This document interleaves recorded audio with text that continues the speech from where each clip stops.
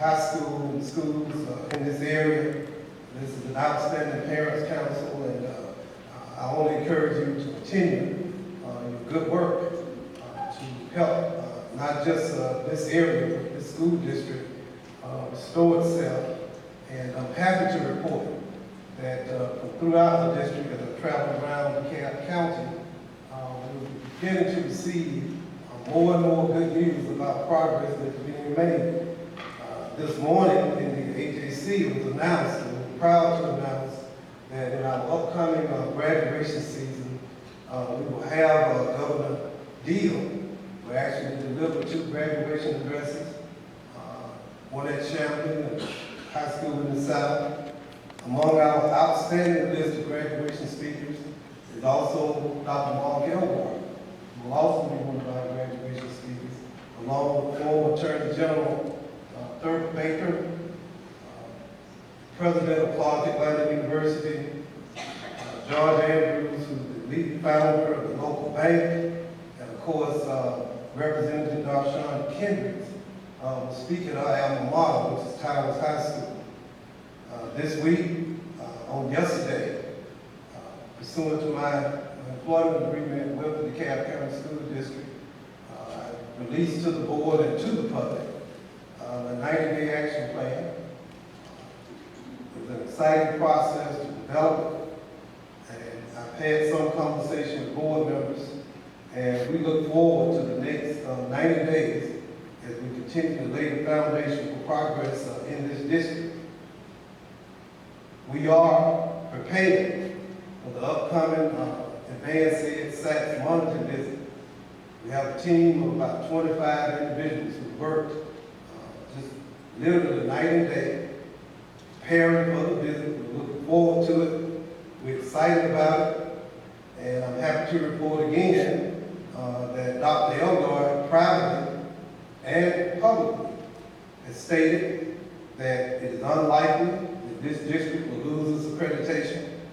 And he said to me on more than one occasion that he is very excited about the progress that is being made, and his team, his individuals at Advanced Ed and representatives from our district have ongoing conversations and have been working together, myself and them, to ensure that we remove the conditional accreditation from this district.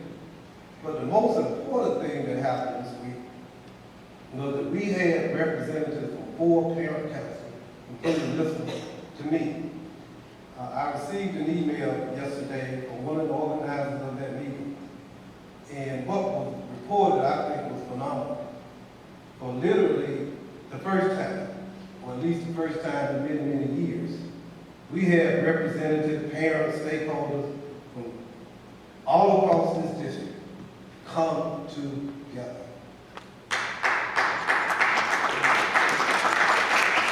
And I want to thank you all for participating. It was a unique and I think historic moment. Because at the end of the day, unless we all rise, and consequently this district cannot be the great district that I think it should be. More good news. U.S. News and World Report reported, and the media covered it in passing, that of the 15 highest performing top high schools in the state of Georgia, 3 of them are located here in DeKalb County. DeKalb School for the Arts, and by the way, Dunwoody, of course, is the best, but DeKalb School for the Arts,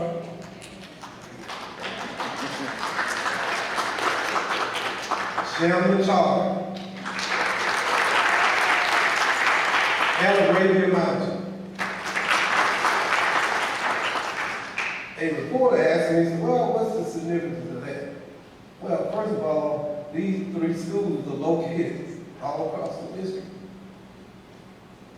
It reaffirms that with the right support and the resources, not only that all children can learn, but all children can prosper and be successful in their educational careers. cornerstone of what we will accomplish in FY14 will be based primarily on how we engage and work through the budget challenges that we face.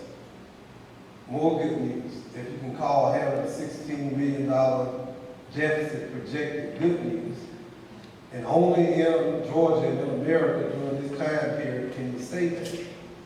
Because if we look at our neighbors, Cobb is working to overcome an $80 to $90 million deficit. Atlanta Public Schools, $30 to $40 million deficit. To our south, Fayette County, which is much smaller than our district, working to overcome a $16 million deficit.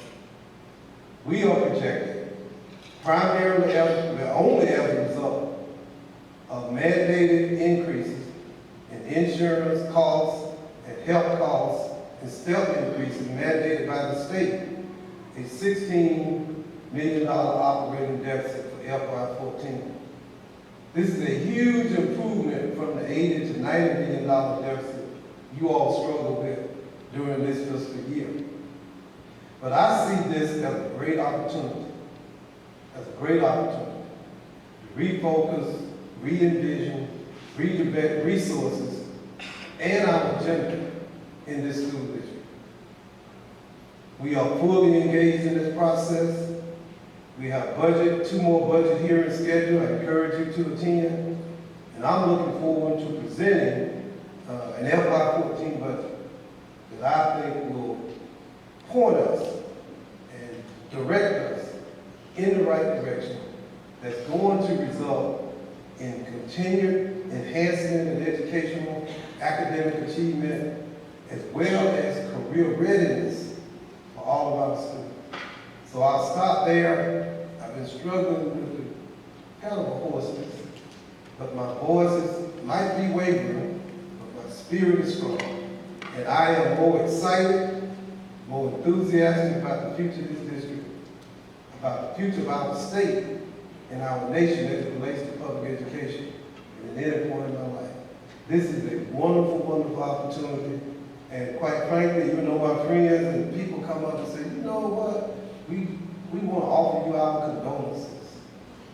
We feel so sorry for you. And at first it didn't bother me, but then I'm a little ticked off. Because you know what, friends?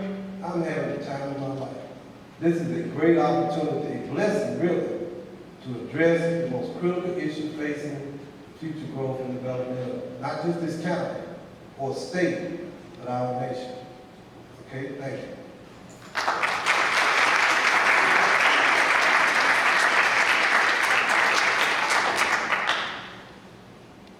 Questions? No questions? Thank y'all. Are you ready for everybody? Aye. If we can have the mics for today. This is exactly what I was thinking about. I need water. I'll bring the ice. And I'm a little hoarse too, so you'll have to forgive me. Mr. Thurmond. Y'all mind if I come down from this stage? Okay.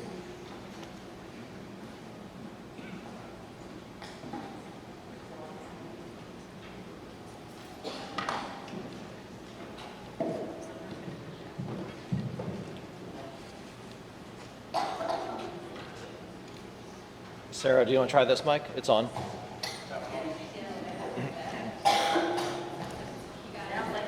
Is it on? Go ahead. Oh, it's okay. Mr. Thurmond, you have spoken repeatedly about parental involvement. And I know it's something very important, and I know that there's a tremendous amount of research about the connection between student achievement and parental involvement. And parental involvement takes here.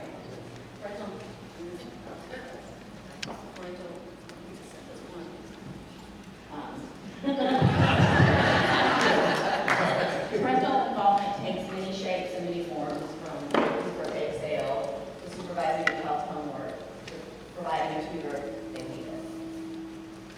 At the lower, less intensive levels of parental involvement, the in-school kind of involvement, and on the advocacy side, for either your child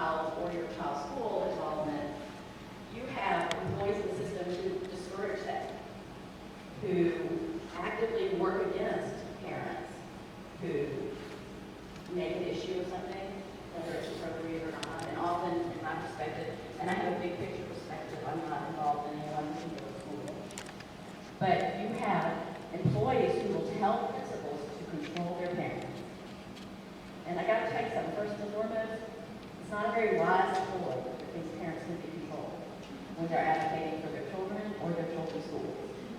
And so that's the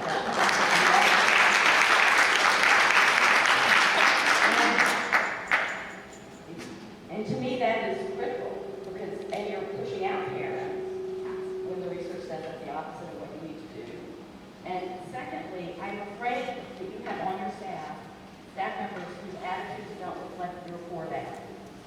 And so I just hope, there's not really a question here, it's just a statement of fact. Because it makes you laugh when a central office employee tells the principal to control their parents.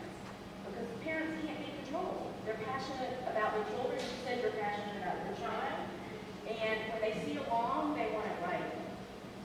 And they're going to, maybe they complain too much, and maybe they're too helicoptery, but that's just part of being in a school system with what you want, which is involve parents.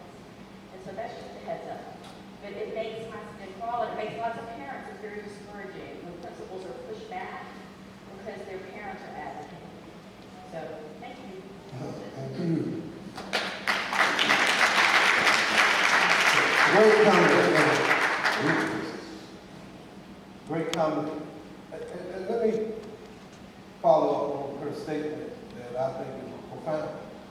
It was interesting. I don't read the blogs, but I just happened to notice something on the blog this morning when I woke up.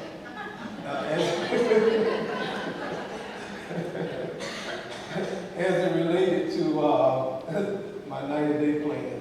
And it's, oh, this is just the same old stuff. But if you read it for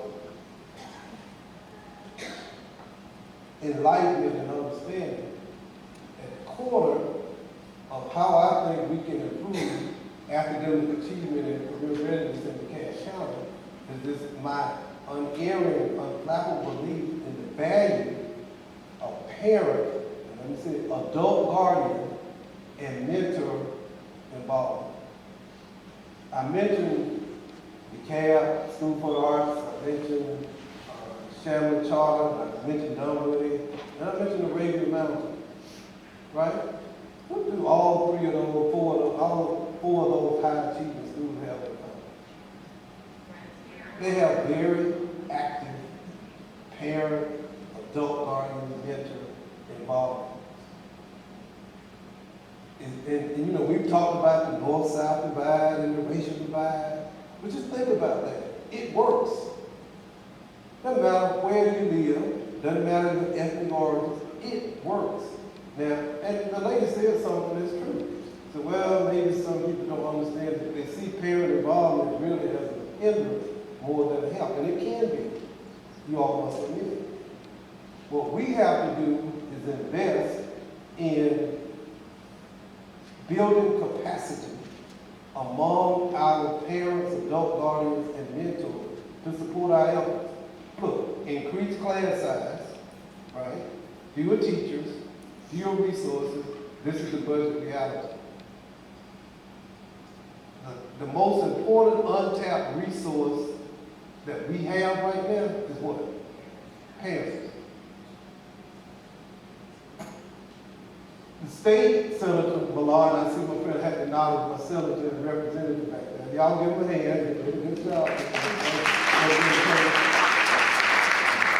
The reality of no rescue parties from the state in terms of budget challenges. No rescue parties from the federal government. The upside potential is with our parents. Now, what I've done also, and the research is clear, and by the way, the parental involvement that has the greatest influence on the child is not the involvement that occurs in the school, it's the involvement that occurs where? At home. And what we are going to do, and I work with the CAB Parent Teacher Student Association, this is Marcia Capital, and we have plotted district-wide and evaluated the, not effectiveness, but the level of activity of our various PTSA, school by school, school by school. And I overlaid that with performance outcomes, school by school, school by school.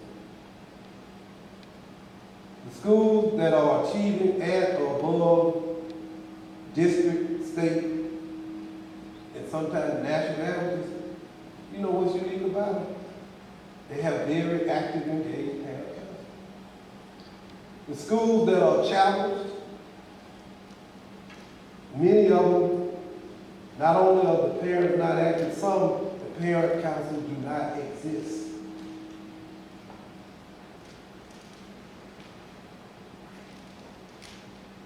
What's more telling, particularly in our Title I schools, we have a large amount of resources that can, and I argue, should have been invested to build capacity of those PTSA. See, we talk about the achievement gap, but I argue that the achievement gap is just a symptom of a parental involvement gap.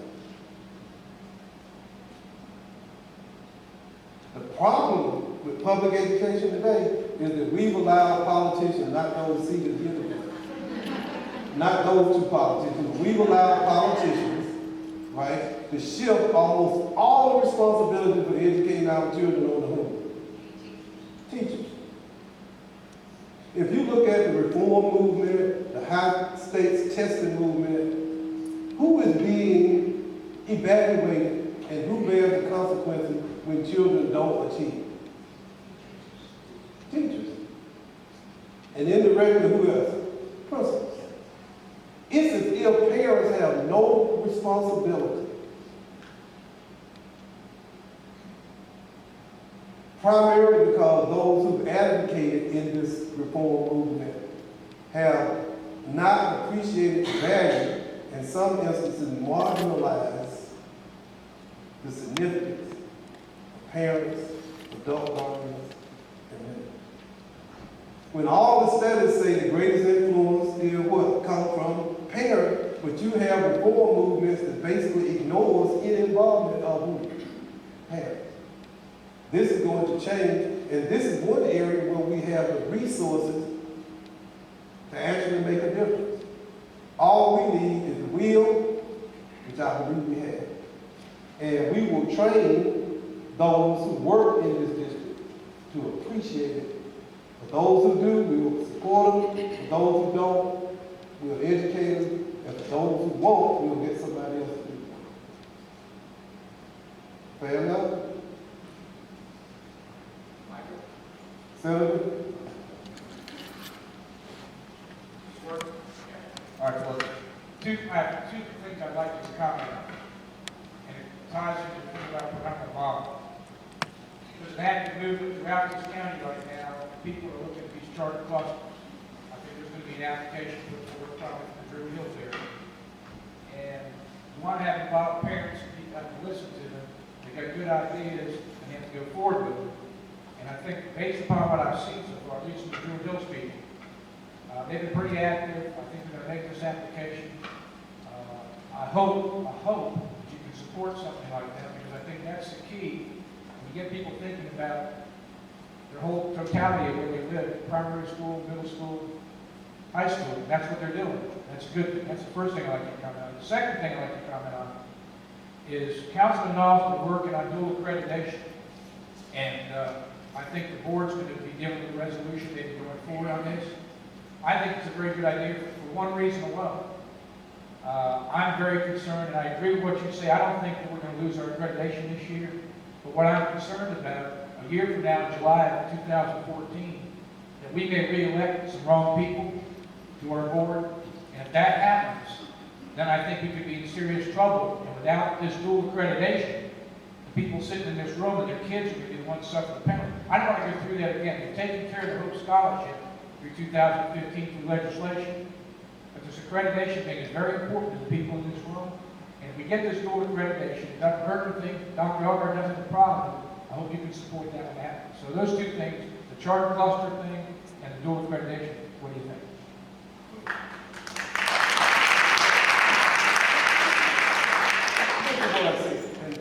And Councilman Knowles has been working very, very hard on this issue. Y'all want to give him a hand. He is really he's almost to the point of this. No, I'm just kidding.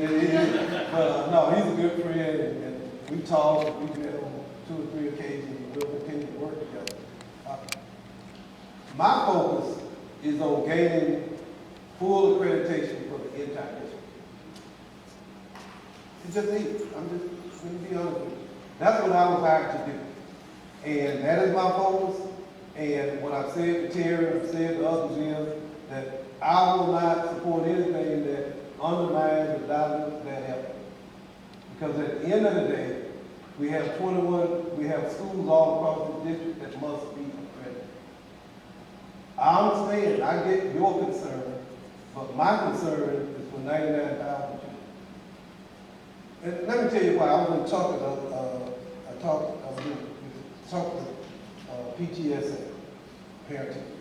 And one of the concerns they had was overcrowding at Tucker in the coming year. And what was driving this overcrowding is that parents in other parts of the county are using affidavits to enroll their children at Tucker, or at Dunwoody, or at Chamblee, right? See, what we have to understand is, and fundamentally, if you talk to parents across this district, they all want the same thing. They want a good education for their child. And parents who are involved will find that education wherever it might be. What I said to the parents at Tucker, the way that really we're going to address overcrowding at Tucker is that we're going to have to improve the schools at Towers and at Maine, in the South Side. Does that make sense? You can't all have charter, and I love charter schools, I love theme schools, right? But at the end of the day, you got to fix these schools. You live from the bottom. You got to live from the bottom. Now, I mentioned Towers and Michelle Kendrick was speaking. I recruited her. She's a graduate. She's state representative. She's a graduate of Towers High School. All the high schools, I want to tell you, I adopted Towers.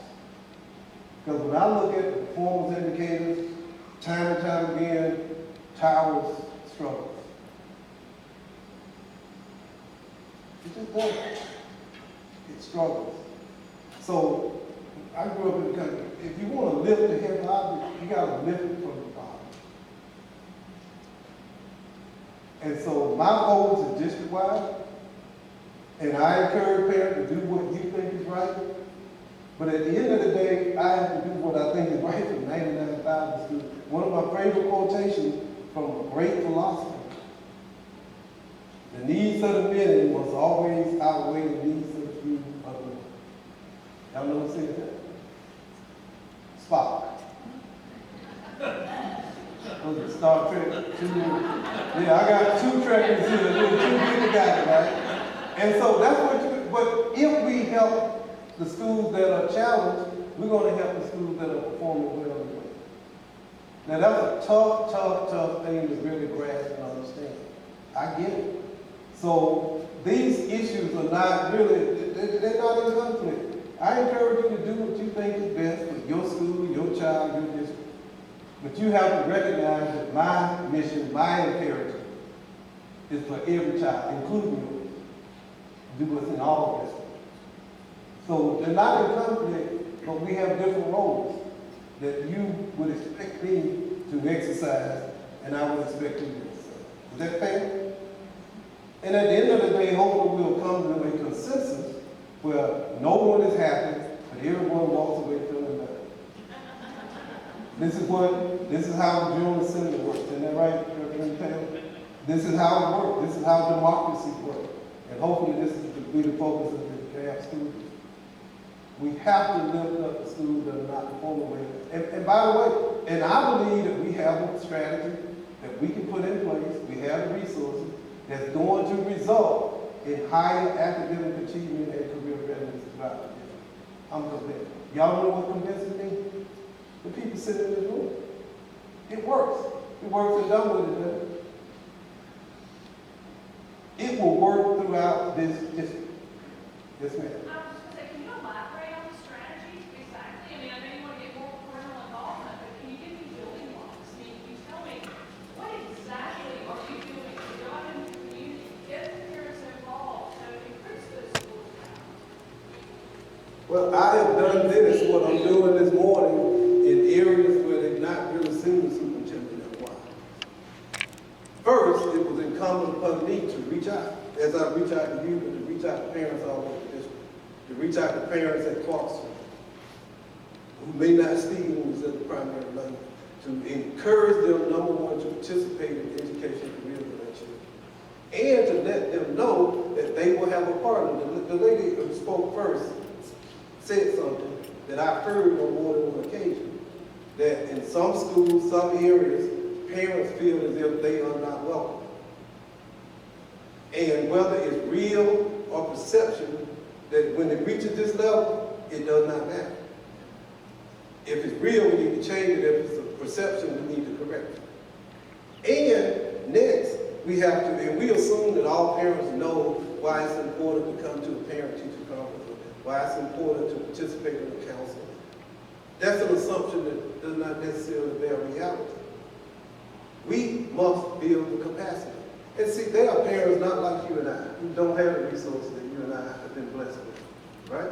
Who really can't take Tuesday, Wednesday morning off to sit in a parent council meeting. Just can't. Or could and don't know that they should, right? We can build that capacity. Because the one thing that compels me, and I was talking to a parent, I said, you know what, let me think about it. We know that just because you live in a low-income community, doesn't mean you don't love your child.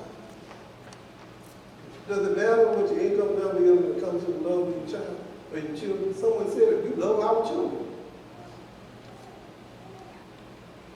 Parents in other parts of the county love their children too. We can build capacity to help them be more supportive of those efforts. And we can have district personnel who appreciates the efforts.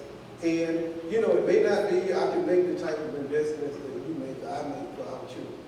But there's, I call it, you know, there are people who buy houses and, you know, folks who have loans and resources that get contractors to come in and remodel and put them on the market and resell them, at least before the Great Recession, right?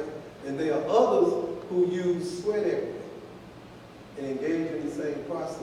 You may not have the same bank account, but you can at least balance that through sweat equity in your child's education and his or her education. And I know it works. I've seen it work. And by the way, we have high-performing schools all over. Some of them are Title I. They perform well. But the one thing they have in common, very active, engaged parents. So you will see more of it in the budget. That's the other thing. You know, I came at the tail end of the FY13 fiscal year. This budget had already been voted upon and put in place, right? So I had 3 months, really, to first put out the fire declaration so that you and I could have this conversation this morning. But then, in FY14, we get an opportunity to really put meat on the bone in terms of the vision or the strategy that we think we can use to go forward. And what I'm saying, the good news is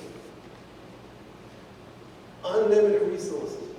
Not unlimited, but large amount of resources to do just what we're talking about, that we've not used in the past, that we could have used, I think, in a more efficient and effective way. Superintendent Sisson? Good morning, Paige Olson. Thank you. And we talked before. Yes, thank you for coming to Dunwoody today. I'm not really sold on the fact that a site-based accreditation would be contra to and work against a system-wide. I think that it would parallel and almost enhance and help with a system-wide accreditation. So I think this audience it's going to be a tough sell that it would work against it. So I think we should have a bit more discussion about that. People here are pretty serious about options for their children, and they should be, because their kids work really hard to have opportunities beyond the boundaries of Georgia, and that's what we're talking about. Secondly, Susan asked about how to get parents involved. A long time ago, when school councils were established by legislation, you could not sit on a school council meeting until you had 2 full days of training. And in those 2 full days of training, you completely understood the umbrella of responsibility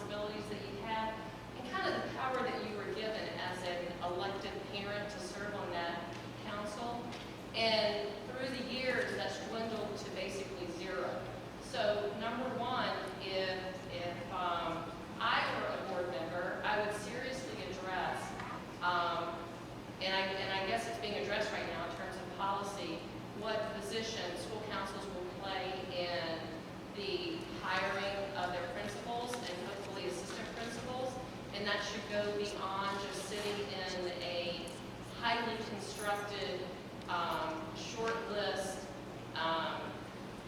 interview that's very, very controlled, and basically the outcome has already been determined, who that principal, who that leader is going to be for that school. School councils that are prepared to handle that type of information, and you just said with the PTSAs that you've looked at, you can pretty much tell, who's involved and who's not involved, and so on and so forth. So there are schools that are very capable of handling that responsibility. So I would hope that as we encourage parents to get involved, that becomes a very big part of a decision-making process. The school councils are involved, and they also need to get the proper training. They need to look at financials of the schools. They need to be awarded the opportunities to look at every single thing they've been offered to look at under the legislation that allows for them to do that, so they can become better spokespersons for that parent community. And I would hope that in the next year, that is something that's taken very seriously, and we get our school councils up to par. Because parents do have a lot of power, they just don't realize what power they've got. And that's a really good place to start.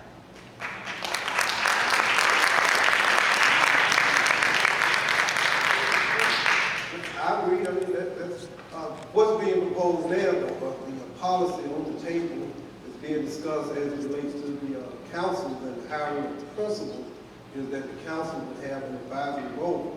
And primarily because when individuals seek employment, oftentimes background checks contain confidential information that by law cannot be shared with the general public.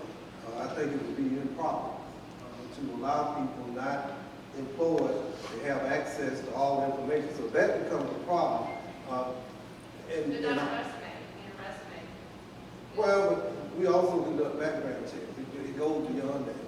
And you all who apply for jobs and work in situations or in personnel, human resources, you know that there are confidential matters oftentimes turned up that if it was you or I in that position, would not want to share with the general public.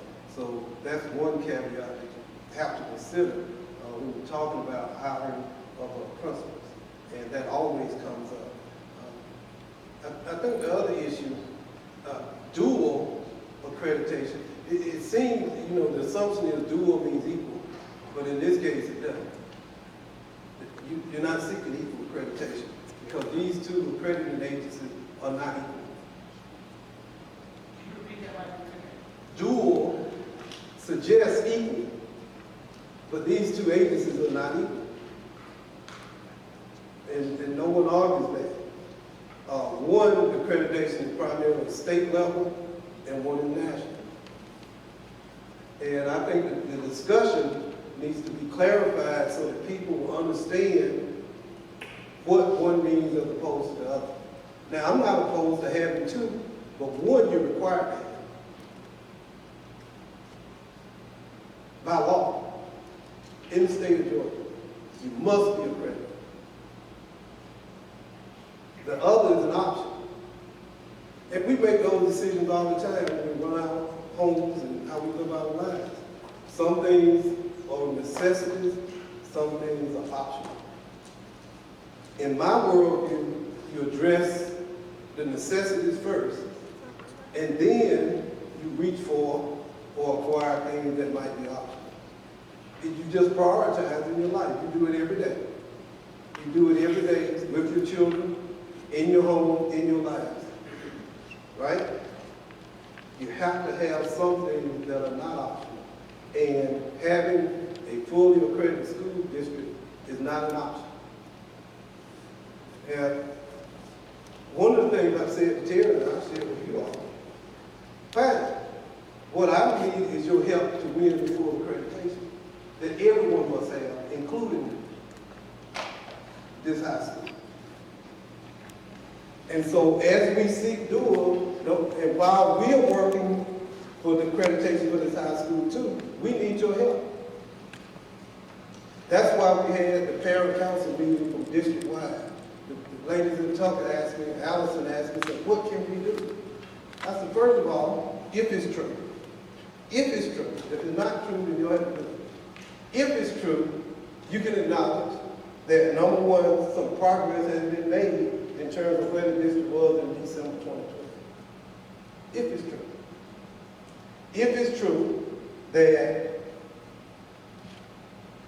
on a general sense, the lines of communication have been open, and whether we agree with it or not, we are engaged in an ongoing conversation with the superintendent, which is one of the things that Sachs mentioned that should take place. If it's true, then I would hope that this council could acknowledge that.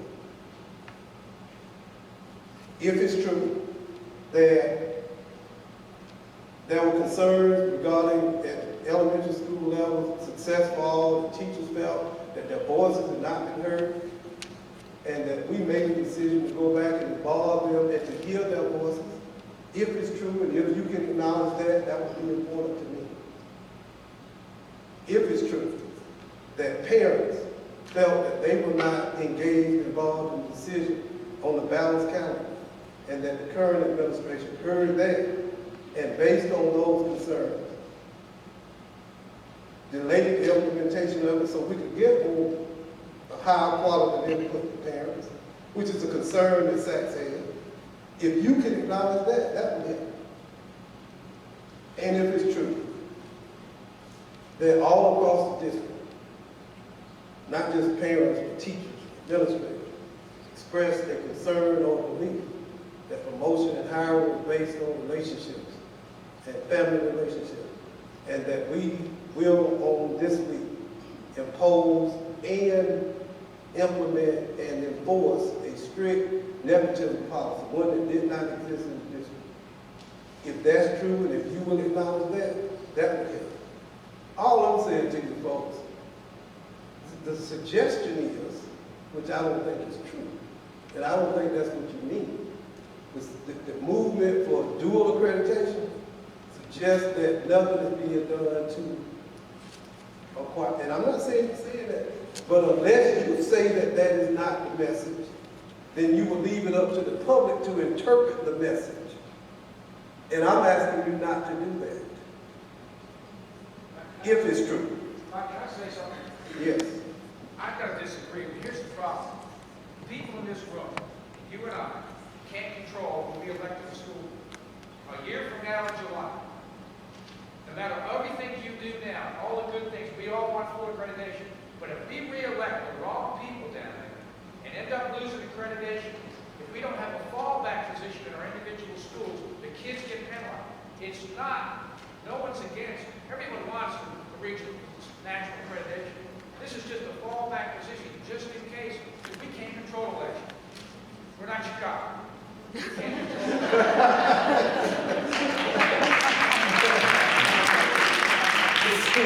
And I love the senator. I love it. But, you know, it's interesting when the elected officials worry about who gets elected. I mean, you got to go, right? When the elected officials are worried about what type of people y'all elect. Because you all elect him, so obviously you do a good job at electing outstanding, highly qualified elected officials. Listen, I can't control who might get elected in 2014. I really can't. He's right. No one can. Now, you can influence it. And one of the things I've said, which is quite interesting, and Lena said, well, I like my school board representative because, you know, this is the person I am. I like Nancy Justin because she does her job. But you know, these district lines, they don't exist. You can actually influence the election of every single school board in the district. There is no state law that prevents anybody in this room from providing resources and helping the system in any school board election in the county. Fran Lamar could go there to South DeKalb and figure out the school board member he doesn't like and endorse him, and I guarantee he won't win it.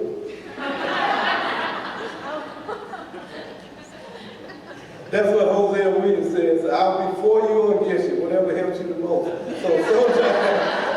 Right? So, and that's fine. All I'm saying, my point is simply this, though. Fine. Acknowledge progress being made. I'm not saying that everything is right. I'm not saying we don't have 1,000,000 miles to go. But it's a little bit disconcerting for me. And I'm telling you, there are people who want the DeKalb not to have any accreditation. Period. They want the very worst for this district. They want it to collapse in on itself. And any opportunity they have to misinterpret through disinformation, any act you take will be used against us. And I'm asking you not to discount that reality because I know it exists. Is that fair? I'm not saying don't do, but acknowledge what is being done. See, but when you say, well, I'm not going to acknowledge that, because if I acknowledge that, then what would be the need?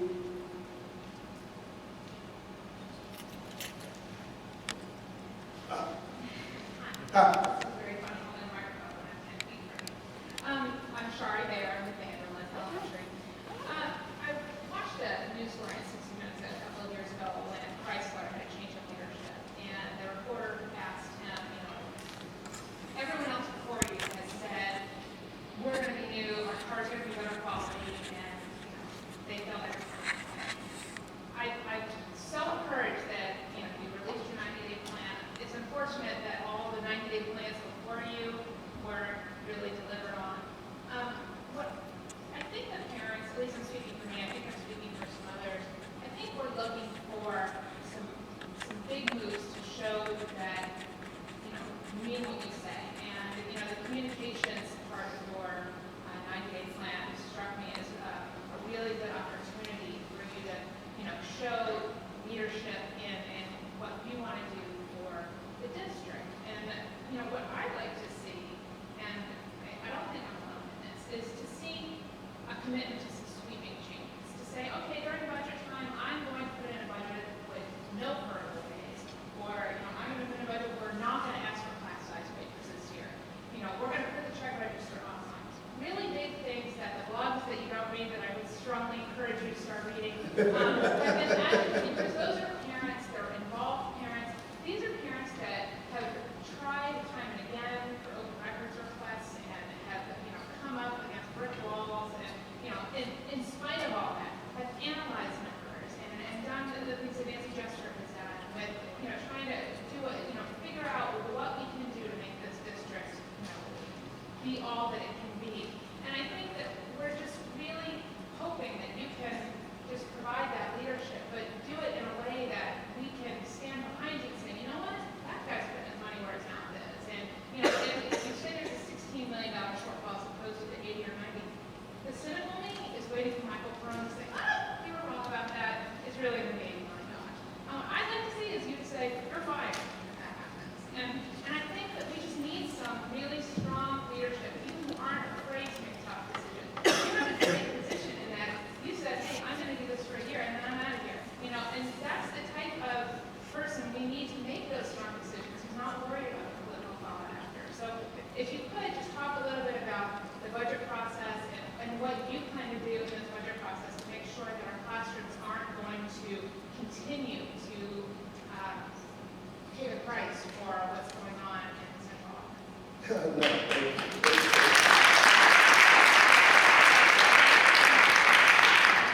My presence here in this position is not, it's outside the natural order. Nowhere I'm supposed to be the superintendent of this county. It's totally outside the natural order of things. That is a very empowering and enlightening moment for me when I realized it. And I won't go into more detail because I don't want to wait for faith regulations, but it's not a normal occurrence, it's outside of that. With system changes, especially in a situation that's similar to a crisis situation, I count my small blessings every day, right? I woke up this morning and not some damn headline in the newspaper about the case. Right? That's a blessing to me. Right? That's a blessing we didn't always share. The only news about the DeKalb was that the governor decided to speak in 2 high schools in DeKalb County. When most districts get a right on and get them to do one. That's a step in the right direction. For instance, and things occur. We now have the school board minutes posted online. He said, what? That's important. That's important. So what I try to do is to make sure that tomorrow is a little bit better than today. I'm not going to be overwhelmed. These issues evolved over more than a decade. I had a meeting 2 weeks ago with Mr. Robert Franklin, who was former superintendent. I invited him to come and sit and talk. Some of you all know this. And the most interesting thing that he had never seen his name on the ball that day, right? So that was a special moment. You got a chance to see his name on the ball. And one of the things he told me though, and y'all know his story, so I love institutional history. He said, look, the financial issue started around 2001. And they were ignored and passed over, right? As we drew down the fund balance and we made the easy choices so that the parents and everybody would remain happy, so that we would continue to do everything we have been doing, even though we were running out of money. First, and he said, you have to understand that. And so what we have to do is evolve and become a better district. There will be things in this budget, there will be investments that should have been made that haven't been made. We're not going to spend $9.2 million on maternity fees in 2014. Right? But today, I sign on personally on every check paid to every law. Stop it. We got great lawyers, right? I'm an attorney. We got great lawyers, some of the best legal minds in the business representing us. But as I told them, y'all got Cadillac lines, we got Chamblee budget, right? And there's some very good Chamblee lawyers driving around town. And so we're going to spend less money on lawyers. Guess what? That's $6 million a year, right? To cover the deficit, but now we can make better investments in the things we're interested in. I wish I could just guarantee you that, the son in 6 months, all of this would be over. I'm not going to do that because it wouldn't be telling you the truth. What I am telling you is that as I travel around this district, as I talk to my employees, last night I was at a senior citizen center. They were honoring a former teacher there at Tucker High School, right, senior citizen center. And I had 3 former retired DKI teachers come up and 2 current ones. And they all said the same thing. Well, we don't know, but you know what, Mike? We got hope. We believe that things are getting and will get done. How do we spread that to all the teachers? You say it. You say it. If you believe it. Only if you believe it, you say it. That's the point. Only if you honestly believe it. Only if you can see some evidence of it. You say it. But if you do, then you're obligated to say it. If you sit silent, then I think you're doing the district a disservice. That's all I'm saying. And not that we fallen in love with Mike Thurmond and we believe that he's just the best basis like that. That's not what I'm asking. That's not what I'm telling you. But I see substantive, positive change. What Mr. London? Chris London? And Chris, Chris, he sends up 10 emails a day. Kirk, that's his name, Kirk London. And I mean, he is the consummate, right, gadfly. He's always there. But he said something. He wrote a letter, I think, to one of the blogs. He said, look, the parent involvement thing. He said, look, I think he's moving in the right way. I don't believe it, but he's moving in the right way. He's one of our harshest critics. But I appreciate the fact that he has the integrity to still be a harsh critic, but at least to acknowledge when we do get something right. When 3 of the 15 high-performing schools are in DeKalb County, don't credit to me, I didn't do it, but at least we ought to acknowledge that they are our schools. There are hundreds of schools not on the credit probation that didn't have one single school in the list. So it can't be all chaos and bad and wrong. It just can't. It goes against logic and reason, if you just be honest about it. You can't have 3 schools, North, Middle DeKalb, and South DeKalb, ranked in the top 15, and have a totally just a dysfunctional school district. Doesn't stand to reason.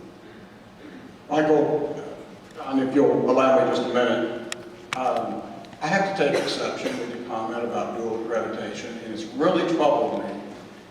You suggested that Dunwoody High School is the only school interested in dual accreditation, and that you're concerned with 99,000 students. There is not a person in this room, I guarantee you, that would only be interested in Dunwoody High School or only interested in North DeKalb, and not all 99,000 people. And I think that's disingenuous to suggest that. It's just impossible. I will also tell you that Dr. Carlin Brown, who's the executive director of the Georgia Accrediting Commission, also disagrees with you in that he states, just received this email today, this will be going to the board along with the rest of the package I've submitted to the board for Monday's vote, by the way, at the work session, this Monday, May 6th. He says that in the past 2 decades, only one out-of-state private college refused to accept GAC accreditation, and that school is George Waters College in Jacksonville, Florida. They insisted on regional accreditation only. And that mirrors the research that I put into this about other schools. That student that graduates from Arabia, the very school that you cited as the best in the country, that's on the south side of DeKalb, that's applying to go to college, should have every bit as much of a right for an accredited high school in the event that SACS pulls its accreditation because the Supreme Court overturns the law that installed 6 new members of the board, or as Fran said, we have adverse elections next July.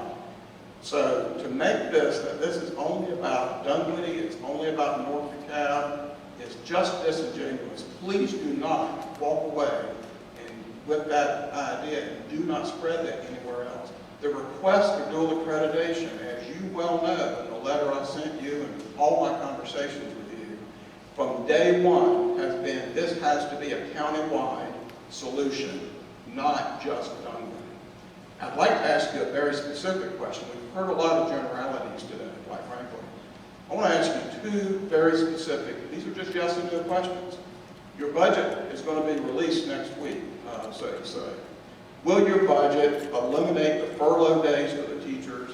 Will your budget reduce class size? By now, I think you would know if that's in the budget. No, we're not going to reduce all the furlough days for teachers. We're looking at a $16 million deficit going into the budget.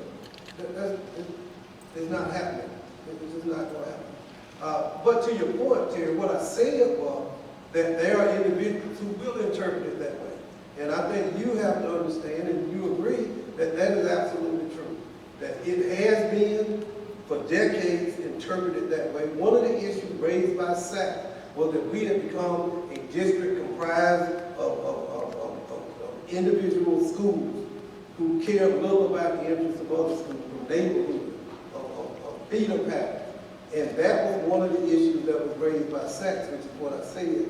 And it's in the report time and time again. That's what the board was slammed for, because board members appeared, at least to them, to be concerned about their districts. And one of the things that came from the discussion was that school board members are elected by district, but they must, by law, represent the entire school district. You can't represent the district that elects you. It violates state law and policy as it relates to how school board members should act. And that, according to them, was one of the great deficits that was the problem with our original school board. That everybody seemed to be more concerned about their district, their school, that not everybody from Nancy, their school, their district, and not concerned about the entire school district. It was said over and over and over and over and over again. And I'm not just saying it, you can go read the report. And what I said to Terry, and what I'm saying again, is that there will be people who can and who will interpret this effort in that same vein. Whether it's true, I'm not saying it's true. I'm saying I understand the reality of politics, and I understand the reality of the people's opinion, and it just will. I'm just saying. And I still believe it. In the interest of time, sorry, we're going to try to keep the questions brief and the responses brief because we've got about 3 more questions, and I know we're running over on time. I'd like to agree with what Mr. Knoll is saying. We have to understand that SACS is not a monopoly unless we make it. All right, the other thing, I have now attended 2 parent meetings where I heard you say there is no nepotism policy. I was the chair of the policy committee on policy GAG. GAG is a part of our ethics policy, and in that policy, it specifically mentioned who was affiliated with board members or any other members down to brothers, sisters, mothers, fathers, aunts, uncles, cousins. I mean, it specifically said that. The only thing that was missing was the word nepotism. So I think maybe somebody might have given you some misinformation on that, and I think it would be wise to state that exactly as it is. It was very specific as to who could be hired and who could not be hired. But there is a policy to deal with hiring of family members. But back to Mr. Freeman, which is interesting. I'm glad you brought that up. He said, well, Michael, the next time you're at one of those meetings and someone brings up the issue of nepotism and hiring family members and friends, you tell them it was my fault. I said, you sure, Dr. Freeman? He said, yeah, I want you to tell them that. Because when I was superintendent, I made a concerted effort to hire family members of other employees and even board members, because I thought it was the right thing to do for the district.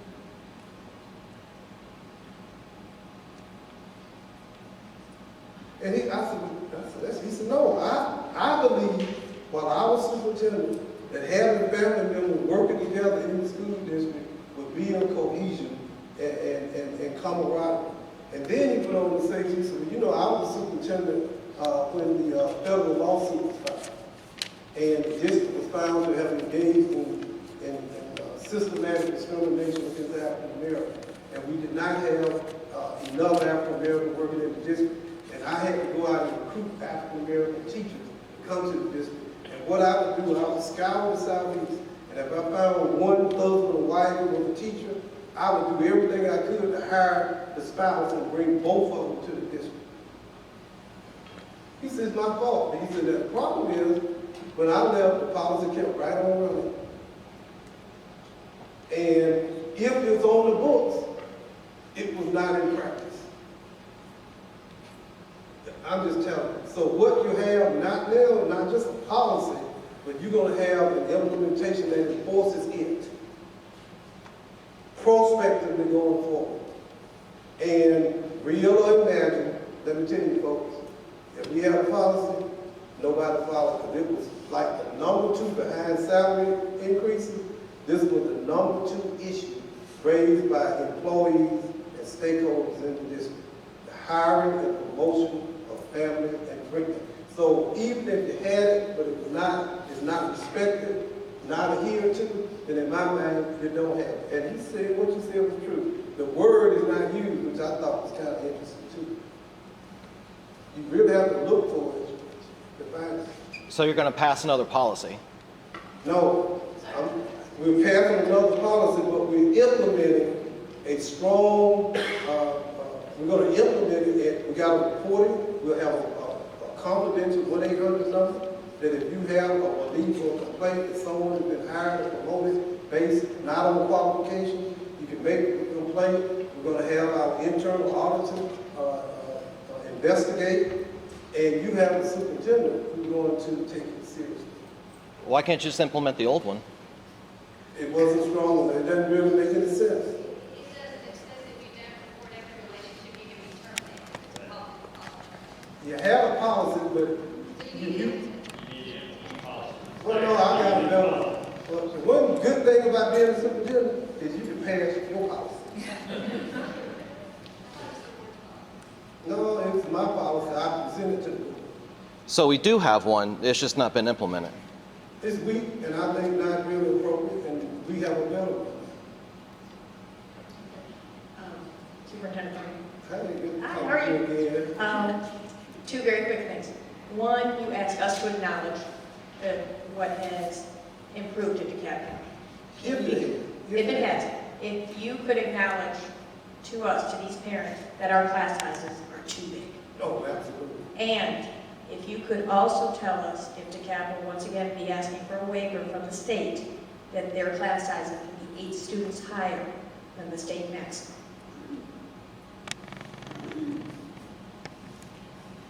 Well, it's a status quo, but acceptance is very key way because Are you submitting for a waiver for our class sizes to be 8 above the maximum state level?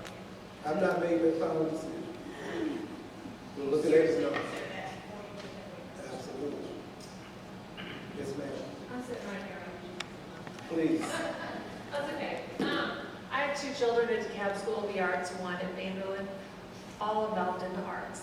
And you stated that all of these schools that are high-achieving schools have had high parental involvement.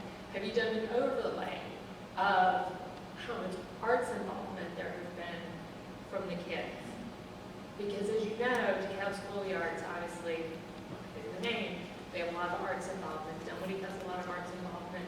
Chamblee has a lot of arts involvement. I'm not sure if Rocky Mountain does, but there has been study after study after study showing the improvement of reading, writing, and arithmetic scores if children have arts involvement, in particular music. So I'd like you to consider looking at that and maintaining arts funding, and also increasing DSA lost 5 arts teachers this year because of magnet cuts, and I know Kittredge lost some magnet teachers also. But please, please, please continue funding the arts and increase your arts funding, because I think your scores will improve if you increase arts involvement. Thank you. Well, wait a minute. One more question. Yes, ma'am. No, I just want to jump on that.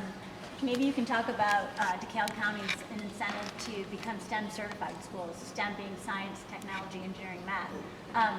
With the arts, some call it STEAM.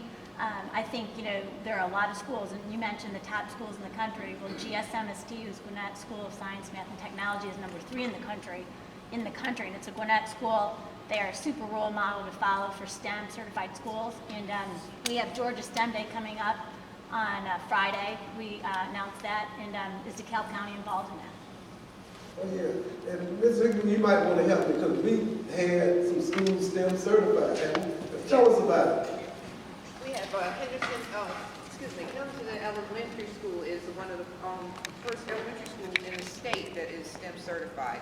We also have several schools. In fact, Hightower Elementary Schools have their visitation on the 6th of May to become STEM certified right here in Dunwoody. So our schools are applying individually. I know Mr. Maloof is working on that, several schools, and several of them are working on STEAM. Each school has that opportunity, and so they are working to go through and put those applications. The teachers are very excited. All of this is aligned with our CCRPI, which we're extremely excited about. One of the great things, you all, that I think is going to help move this district is the state curriculum is focused on lots of different things. It gives every school, I think that's going to, it works here in Dunwoody. It will be also very important for the schools of all the counties. The key piece, as Mr.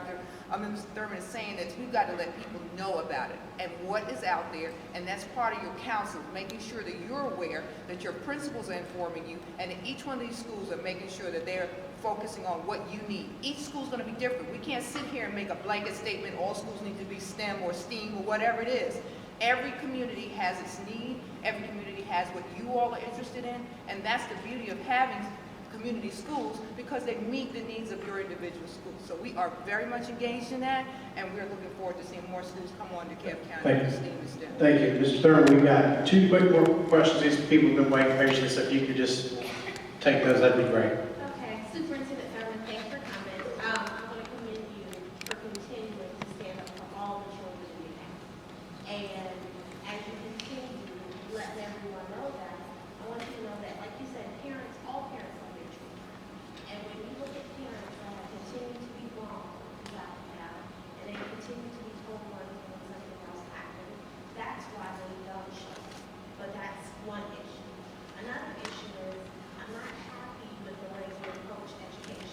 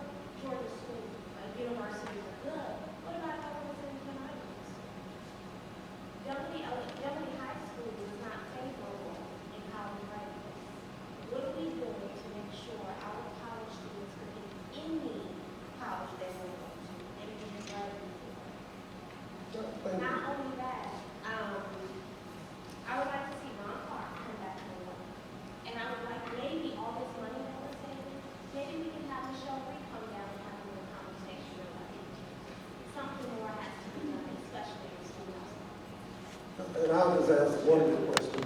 I think in the 90-day plan, there's one line around academic achievement, and I know people may ignore it, not really see it, but it's central to my own belief, is that we must create multiple pathways to success for our children.